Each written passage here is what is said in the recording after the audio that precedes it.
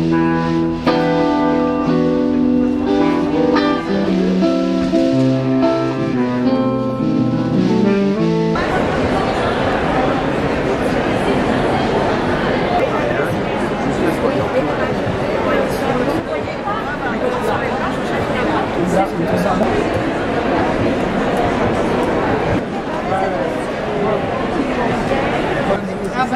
les bons hommes, les vivants, parce qu'il y a une bonne femme.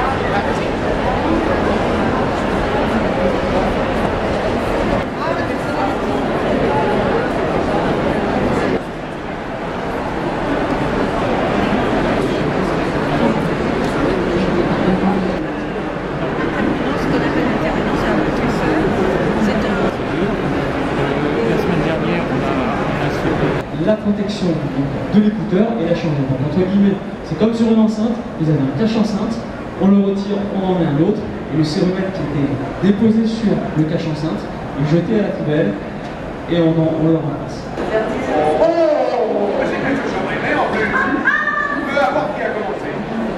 C'est ça, vas-y et merci. À bientôt. Au plaisir de ne plus vous revoir.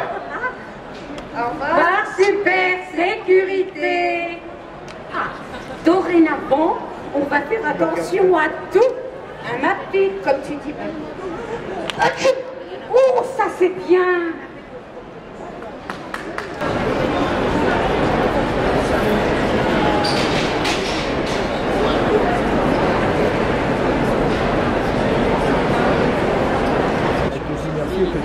Par contre, elle dit ouais, mais...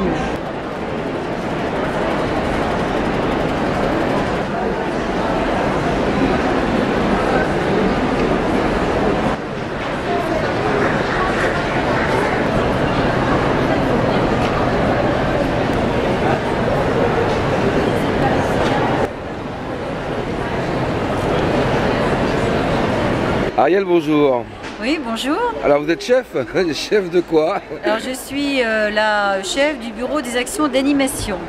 Oui. C'est-à-dire que j'organise toutes les activités culturelles et de loisirs pour les Parisiens retraités. Alors, on va rappeler qu'on est sur le stand de la ville de Paris. On est sur le stand de la ville de Paris. Donc nous proposons des activités culturelles et de loisirs pour les Parisiens, je dis bien, pour les Parisiens. Donc les personnes qui habitent Paris, dans Paris intramuros. Alors s'occupe-t-on des seniors à Paris? Alors, correctement? À Paris, donc la mairie de Paris s'occupe beaucoup des seniors. D'ailleurs tout le monde nous envie. Tous les gens d'ailleurs qui sont allés sur le stand depuis jeudi nous disent que c'est dommage, je ne peux malheureusement pas bénéficier de toutes les activités des Parisiens. Donc en effet la ville de Paris organise un très grand nombre d'activités, aussi bien culturelles, sportives, ludiques. Alors on organise, il y a tout d'abord l'activité culturelle qui est, je pense, la plus appréciée. C'est l'Université permanente de Paris que nous avons créée en 1999. Donc c'est une université qui est permanente, c'est-à-dire qu'elle fonctionne du mois de janvier au mois de décembre avec 3 sessions, une session de printemps, d'été et d'automne-hiver, et qui propose toute l'année 200 conférences gratuites, des randonnées pédestres et des parcours découverts, des visites guidées, des ateliers et des activités sportives. Ça c'est une grosse activité puisqu'on a 42 000 participations. Et tout Parisien tout Parisien peut en effet à partir de 55 ans y participer. Et puis nous avons aussi des clubs. 50-50 c'est jeune, non? 55 ans, c'est très jeune, mais quand on dit personnes âgées ou seniors, en fait c'est une notion extrêmement vague puisqu'on a des seniors de 55, de 60, 65, 70, 80, 85, 90 et bien après.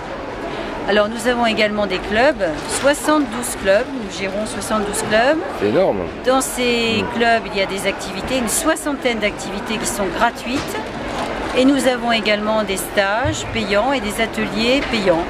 Alors, ce qui est le plus demandé actuellement, c'est l'informatique et le sport. Alors, le sport, nous travaillons avec la direction de la jeunesse et des sports de la ville de Paris, notamment dans le cadre du dispositif de la carte Senior Plus, qui permet de faire des activités gratuites qui sont la marche nordique, la gym, l'aquagym, le tennis et le taekwondo gratuitement.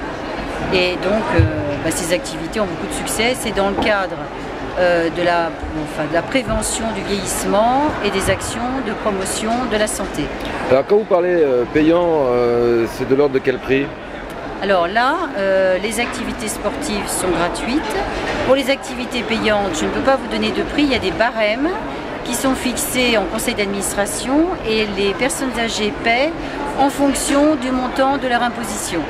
Mais comme nous sommes centre d'action sociale, nous donnons la priorité aux gens qui ont des plus faibles ressources et qui paient donc très peu, et c'est la ville qui subventionne. Alors, vous avez parlé des activités culturelles et sportives. Oui, alors autre activité culturelle, on achète également des places de spectacle dans tous les théâtres parisiens et ces places de spectacle sont distribuées gratuitement aux Parisiens âgés. Et nous avons également des sorties intergénérationnelles qui permettent de faire sortir les personnes âgées avec leurs enfants, leurs petits-enfants. Et toute l'année, on leur propose des sorties dans les musées, les expositions, des croisières sur la Seine, des visites de sites, etc. Est-ce que vous avez aussi des activités qui engageraient les seniors, disons dans le bénévolat? Oui, tout à fait. Dans le social, dans le bénévolat. Tout à fait, puisque au Centre d'action sociale, nous avons 600 bénévoles qui sont là pour... ils ont pas mal de missions. Une des missions, c'est des accompagnements en voyage, mais ils sont aussi des missions aller chez la personne âgée, faire des visites conviviales, les accompagner chez le médecin, chez le dentiste, chez le coiffeur. Enfin, nous avons des bénévoles également dans les clubs. On a des anciens professeurs de bridge, des professeurs de chant, des professeurs d'anglais qui bénévolement proposent des conversations. Pour l'anglais, des conversations en anglais. Pour le chant, ils animent des chorales. Des anciens peintres, donc ils proposent des ateliers de peinture. Donc les bénévoles sont appréciés et attendus. Ils proposent des ateliers pour tout type de génération. Ils proposent des ateliers, alors c'est pour les seniors, mais on peut avoir également des ateliers intergénérationnels. Intergénérationnels, ça j'ai envie de dire, oui. Les clubs ont des partenariats avec 50 partenariats sur Paris, avec des écoles, des collèges, des établissements scolaires, et nous travaillons beaucoup avec la direction des affaires scolaires, notamment dans le cadre du plan lecture. Nous faisons des actions intergénérationnelles. Voilà. Donc on va conclure en disant, Ariel, qu'il fait bon d'être retraité à Paris alors. Voilà, il fait bon d'être retraité à Paris. Voilà. Merci beaucoup de nous avoir éclairé, merci.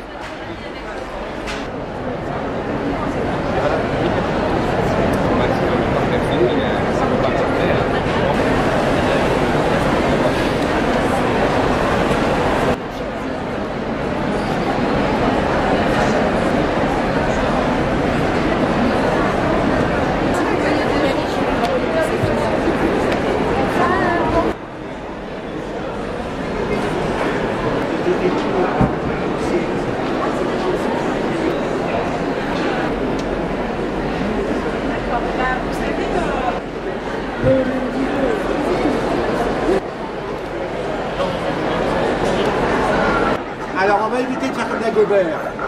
Et si je fais comme ça, le dessin de la tête, je suis pas dans le bon sens. Donc faut que je les tourne dans quel sens?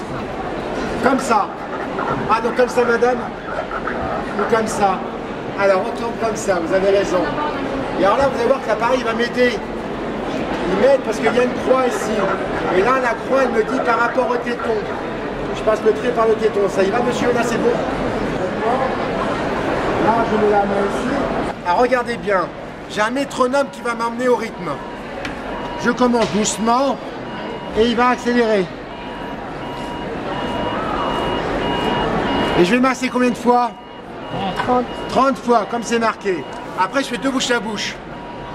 Seulement, vous allez me dire, moi, le bouche à bouche, je ne connais pas, le monsieur. Je vous comprends.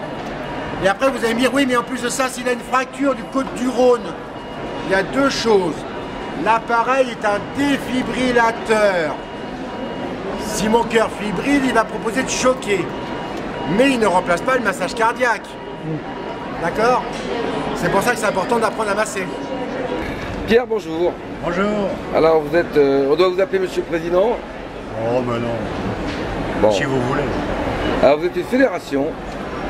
Alors, expliquez-nous quelles sont les missions de votre organisme. Alors, c'est pas difficile. On représente les retraités qui veulent bien évidemment adhérer à notre association. Et pourquoi?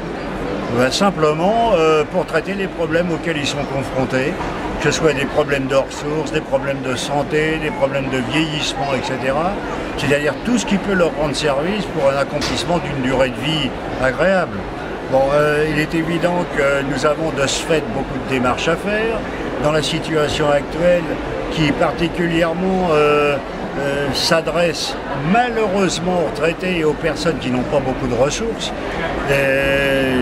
en permanence et surtout en ce moment et depuis quelques semaines, le malaise s'accroît parce que on taxe de plus en plus le français dans sa vie quotidienne.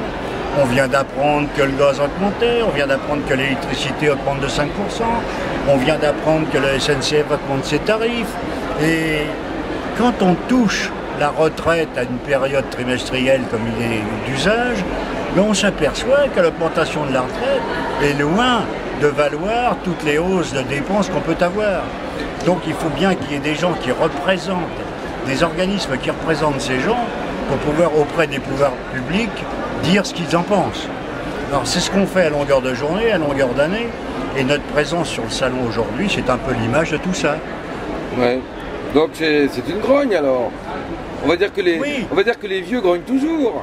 C'est-à-dire qu'ils grognent, oui je dirais ils grognent, ouais. Mais enfin le terme n'est pas tout à fait exact parce que je crois que c'est légitime.